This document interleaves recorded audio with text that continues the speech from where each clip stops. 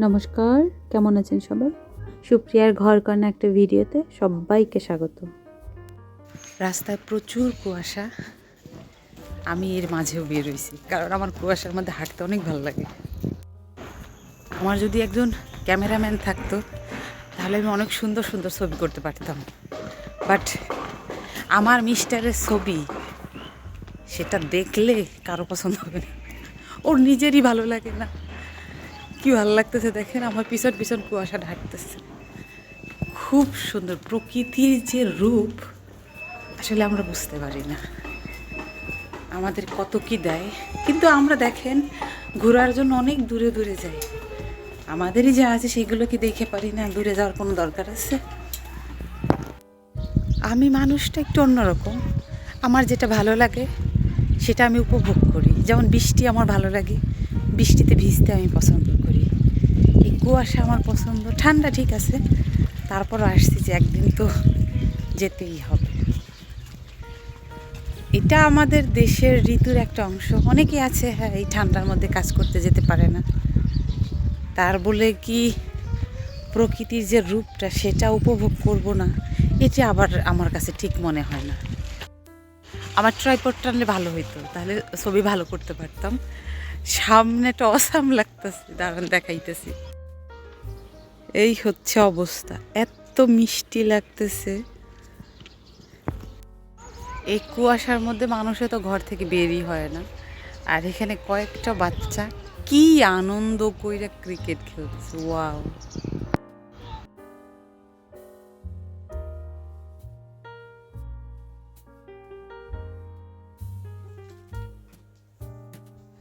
হাঁটতে তো ভালোই লাগে,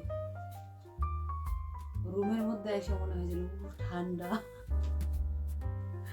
আমি এক কাপ কফি করে নিয়েছি, নতুবা হাত পা গরম হবে না। আর এখানে অনেক কাপড় চোপড় আছে, এগুলোকে ফোল্ড করতে হবে। আমি বাড়ি এসে কাপড়গুলো গুছালাম, এই ঘরটা একটু এলোমেলো ছিল সেটাও গুছালাম। এর মাঝখানে মায়ের ঘুম ভেঙে গেছে। মাকে বললাম কি খাবেন? মা বললো যে মুড়ি খাবে, মেখে দাও। চানাচুর দিয়ে মুড়ি মেখে দিছি, আমিও সাথে একটু দিছি। মায়েরটা তো ঝাল হয় না, আমারটা একটুখানি ঝাল, একটুখানি শসা, এটা দিয়ে খাচ্ছি। এভাবে খেতে কিন্তু বেশ ভালো লাগে। কার কার ভালো লাগে? বেসিক্যালি সবাই এটা সন্ধ্যার সময় খায়, সকালবেলা এটা মা খায় বিধায় আমি আর লোভ সামলাতে পারলাম না, আমিও একটু নিয়ে বসলাম। খাওয়া দাওয়া হয়ে গেছে, কুকুরগুলোকেও খেতে দিয়ে দিছি।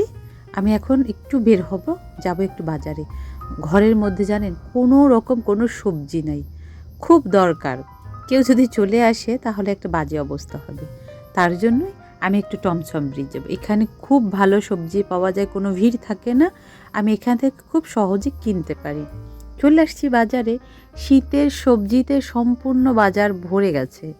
এত সুন্দর সুন্দর আলু দেখে না সব কিনতে মন চাচ্ছে, কিন্তু সব তো আমার দ্বারা কেনা সম্ভব না। তা আমার যতটুকু লাগবে টুকটাক করে একটুখানি কিনে নিলাম। কিনলাম একটুখানি ইট, একটুখানি কিনলাম বেগুন, তার সাথে কিনলাম ডেমি শাক।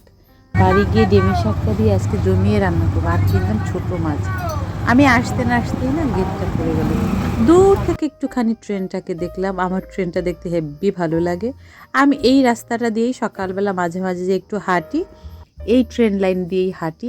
এটা আমার বাড়ির সাথে একেবারে লাগোয়া, এখানে কিন্তু আমি হেঁটেই আসতে পারি। তারপরে ওই একটুখানি হাতে ব্যাগ থাকলে তখন অটোতেই চলে যাই।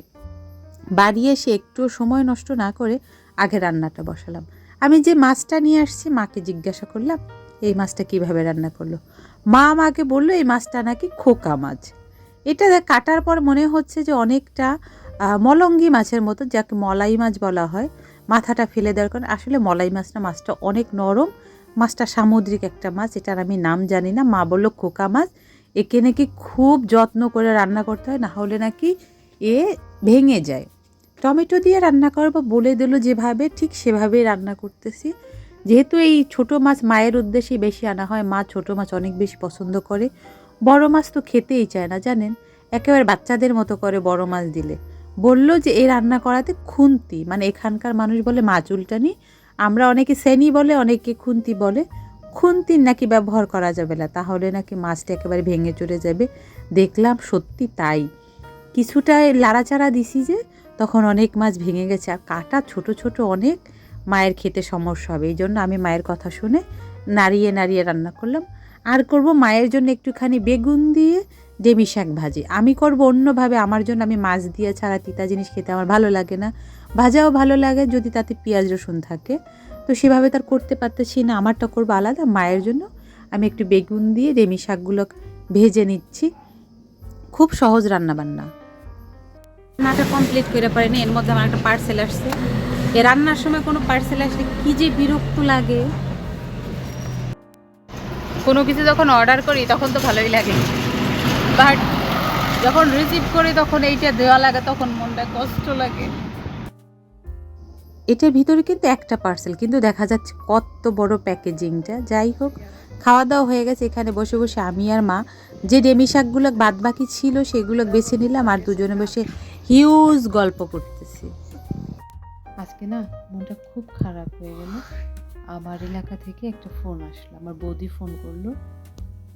গ্রামের দিকের মানুষগুলো এই ঠান্ডায় নাকি মারা যাচ্ছে। এটা একটা কেমন ব্যাপার বলুন। এতদিন শীত পেয়েছি, বাট এরকম শীত কখনোই আমি পাইনি যে ঠান্ডাতে মানুষ মারা গেছে। শুনে খুব খারাপ লাগলো। আপনাদের সবাইকে বলি, আপনাদের ঘরে যে বাচ্চারা আছে, বয়স্করা আছে, তাদের একটু খেয়াল রাখবেন। দেখেন, মৃত্যু মানুষের একদিন হবেই, কিন্তু সেটা এরকম একটা নাম দিয়ে হোক, এটা চাই না কখনোই। শুনে আমার বেশ খারাপ লাগলো। আমার মা ফোন করছে যে আমার শাশুড়ির কথা যায় না, বলতেছে যে তোমরা শহরে থাকো, হয়তো কোথায় ল্যাব পাওয়া যায়, তুমি হয়তো জানো না, তোমার শাশুড়িরে কম্বল গায়ে দিয়েও না, আমি ল্যাব বানিয়ে পাঠাই। আমি বললাম না, আছে, সমস্যা হবে না। খুব খারাপ লাগলো, সত্যি কথা, খুব মনটা খারাপ লাগতেছে। আগে থেকে মা বলছিল আজকে পিঠা খাবে। আমার ঘরে চালের গুঁড়া নাই, তার জন্য কিছু চাল আমি ভিজিয়ে রাখছিলাম। এই 3-4 ঘন্টা ভিজছে ভালো করে, এরপর ব্লেন্ডার ব্লেন্ড করে নিয়েছি। অনেক সময় সিদ্ধ চাল আর ভাত দিয়ে অনেকে করে, আমি সেভাবে আর করব না, সরাসরি আমি ব্লেন্ড করে নেব। ব্লেন্ড করা হয়ে গেলে এর মাঝেই না একটুখানি জল দিয়ে লবণ দিয়ে এটাকে একটু পাতলা করে নেব, কারণ এত গাঢ় হবে না, খুব সহজেই করব। জানেন, এই খোলা পিঠা দারুণ একটা মজার ব্যাপার হচ্ছে, প্রথমে 2-1টা খারাপ হয়, কিন্তু এরপরে যখন ভালো হওয়া শুরু করে এত ভালো হয়। ঘরে আছে অনেকখানি দুধ, আমি ভাবলাম দুধটা একটু জাল করে নিই, গুড় যেহেতু আছে, এটাকে না দুধের শিরাতে একটু ভিজাই, তাহলে খেতে ভালো লাগবে, যেটা আমার গ্রাম্য ভাষায় বলে ভিজানি পিঠা, আর এখানে বলবে দুধ চিতই। আমার শাশুড়ি এটা খেতে খুব পছন্দ করে, উনি তেমনি মিষ্টি জিনিস পছন্দ করে, তার জন্যই করতেছি। দুধটা আগে একটুখানি জাল করে নিছি, এরপরে গুড়টা না জাল করে রেখেছিলাম, ঠান্ডা হইলো এরপরে দিলাম। নতুবা আগের একদিন রান্না করছিলাম, সম্পূর্ণ দুধটা কেটে গেছে, এত বেশি মন খারাপ লাগছিল। জানেন, কোনো এক আপুর ভিডিওতে আমি দেখছি, উনি বলছিল যে গুড়টা যদি জাল করে রেখে দেওয়া হয়, সেটা যদি পরে ঠান্ডা হয়, সেইটা দিলে নাকি দুধ কাটে না। যাই হোক, চলুন তাহলে ভিডিওটা আজকের মতো এখানেই শেষ করছি। যদি ভালো লেগে থাকে তাহলে অবশ্যই একটা লাইক করে দেবেন, আর ভিডিও সম্পর্কে কিছু জানার থাকলে সবাই কমেন্ট করে জানাবেন। সবাই সুস্থ থাকবেন, ভালো থাকবেন, সাবধানে থাকবেন। দেখা হবে পরবর্তী আরও একটা ভিডিওতে, ততক্ষণের জন্য সবাই ভালো থাকবেন।